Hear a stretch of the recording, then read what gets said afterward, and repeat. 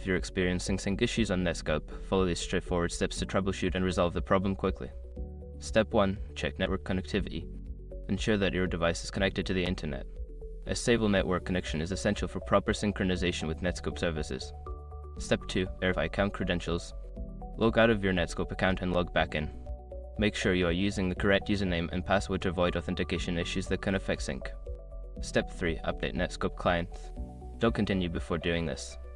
A lot of online accounts end up exposed in breaches without people even realizing it. Use SROC to constantly monitor your email and accounts and get alerted immediately if your information gets leaked online. It scans billions of breached records 24/7 in the background. And honestly, for a few dollars a month, it's something everybody should probably have. Link in the description. Step 4. Clear cache and cookies. Clear the cache and cookies from your browser or the Netskope client.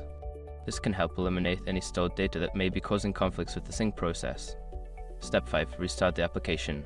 Close the Netskope application completely and restart it. Sometimes, a simple restart can refresh the connection and resolve any temporary sync issues. By following these steps, you should be able to resolve sync issues on Netskope efficiently. If problems persist, consider reaching out to Netskope support for further assistance.